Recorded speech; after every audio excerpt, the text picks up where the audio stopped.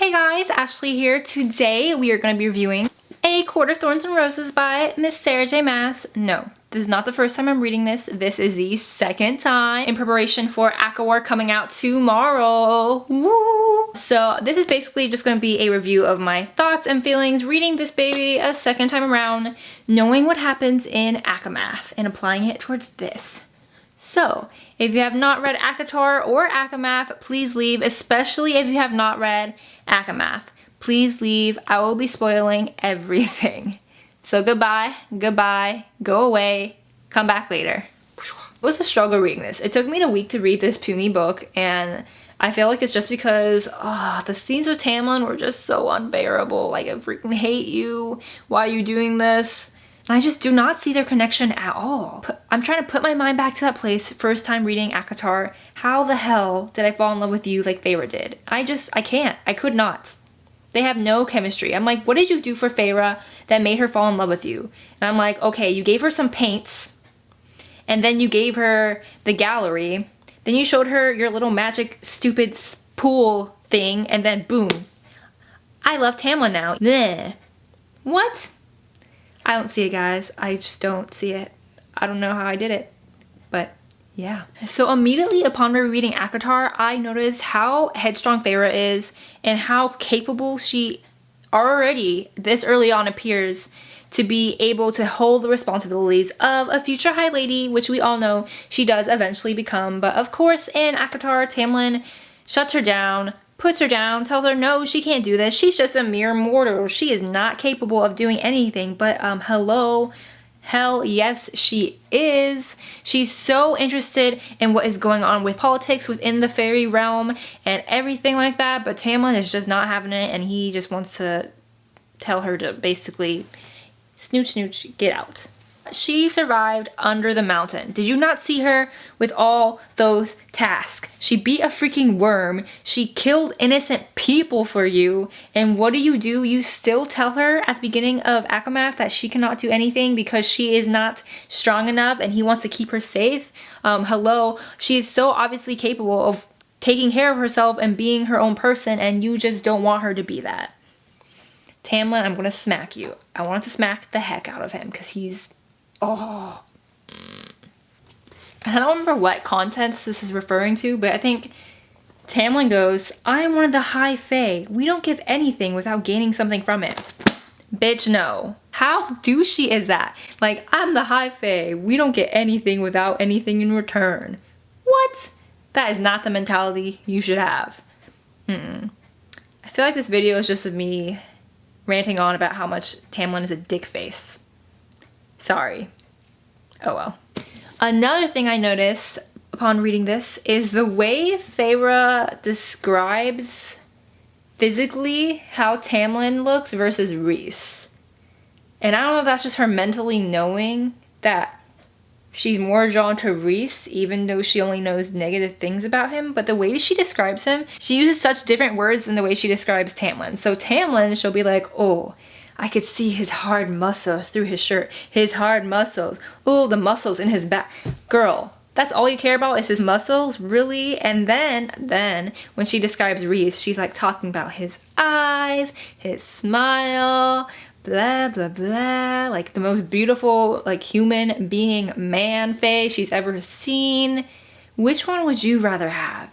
Most beautiful man, hard muscles. I see what you did there, Sarah. You want us to lean towards beautiful man, not muscles. I cannot tell you guys how excited I was when Rhys showed up at the spring ceremony that the spring court had. Like, I was like, oh my god. Oh my god. Getting back to their little ceremony to get ready for spring, and you know, that scene where Tamlin approaches her in the hallway. The first time I read that, I remember thinking like, oh yes, Tamlin, just having sex already. But then reading it the next time, I was like, this is kind of creepy and borderline rapish. That was scary. And I think Feyre was feeling it and getting turned on by that, but that was just really creepy and rapey to me, and I did not like it. It made me uncomfortable. I was like, ugh. No. He was super dominating her, and I just did not like it. No, no, no. Another thing, Feyre even acknowledges in this book multiple times that Tamlin has a temper issue all the time. She's constantly showing her fear of his temper and if he's going to release his claws on her. Bad sign. If you're constantly scared of your so-called lover, not a good sign, guys. Get out of that relationship because it sucks. Another thing I did not realize was how much the chunk of the book was actually not taking place under the mountain. We didn't get to under the mountain until the last 100 pages. And I was like, what? What? And I don't know if I blocked out so many things from Acotar with Tamlin that I just focused on the parts of Rhys, aka the last 100 pages, but that was it. And I was like, man, that's it? Okay, anyway, Under Mountain. Let's talk about it. And the first task with the worm, and Amarantha tells her, yes, every Fae in the room bet on you that you were gonna die except for one. Who was that one? Who was that one? Rhys. Rhys was the one to bet that she would live because he's like freaking bae. He's the best. Okay, so it had been maybe 2 or 3 years since I read Acotar the first time, and for some reason when they were under the mountain, I thought Tamlin was under Amarantha's spell. Like when he was just sitting there as a statue as people were beating the shit out of Feyre and she was doing all these tasks, or she would be like, oh, I love you, I'm here for you to save you, and he was just being like, not showing any emotion. No, he wasn't under a spell. He was just remaining quiet. Like, are you serious? You're not gonna do anything? Oh, also, when Rhys painted her and there was one moment that you could have possibly helped to escape or plan or do anything. What does he do? No, he just tries to have sex with her right there in the dark corner of the hall. I'm like, this is your one moment. You're away from Amarantha. You have a moment to talk to Feyre without anyone seeing you. Plan, do something. Don't just try to like maliciously kiss her. You could have basically screwed both of you and died just because you wanted to make out and have sex instead of survive and leave. Really, Tamlin? Really? Just aggravated me so much, I just wanted to punch him in the face. While we're reading this, I did rediscover my love for Lucien. I'm so excited to see him in Acotar and how that whole thing with Feyre's sister turns out, because I do still like Lucien a lot. I think he's just really on the bad side of the stick with things. He has good intentions and he's just trying to follow the rules of his High Lord, but he doesn't really know where he's at. I feel like he's going to be really conflicted in Acotar, and I still love Lucien a lot. I think he's a really good friend to Feyre. When Tamlin wasn't there, I feel like he was there to help her get stuff done. So going back to why the hell Feyre fell in love with Tamlin in the first place, and it really did hit me after they shared their first kiss and she said it was the happiest moment of her life. And literally the happiest moment of her life, because her life as a human sucks. They're so poor. She is the only one taking care of her family. She has all the responsibility. So I think Feyre in this one really just fell in love with the first person who showed her any signs of affection.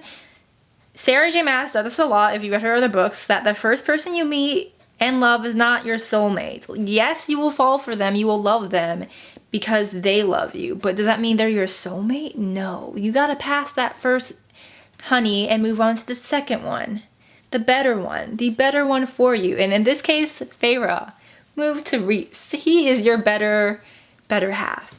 But yeah, Feyre definitely just fell in love with the first person that showed her any love, anything, was nice to her. Someone that took care of her. It was the first time that someone took care of her and she wasn't taking care of anybody else. So I think that played a lot into why Feyre fell in love with him, and not Tamlin at all because he's horrible. I think he has kind of good intentions, but the way he approaches them just are not great. He does not know how to treat a woman. I feel like he manipulated her a lot. I mean, the whole thing was rooted from manipulation in the first place, so is it really genuine? I don't know. But I don't think Tamlin's a bad person, but I just think his actions and his mindset made him into one. He doesn't mean to, but he is, so you're a dick. Ha ha ha. Alright guys, that has been my rambling thoughts slash review of my reading of Acotar for the second time around. Thank you guys so much for watching. I am so excited for A Court of Wings and Ruin to come out tomorrow, and you know I'm going to be reading that and reviewing it on this channel, so come back for that. Like always, if you enjoyed this video, please give it a thumbs up in the down bar below. Don't forget to subscribe. This is Ashley Outpaged. I'm Ashley, of course. Thank you for watching. Bye!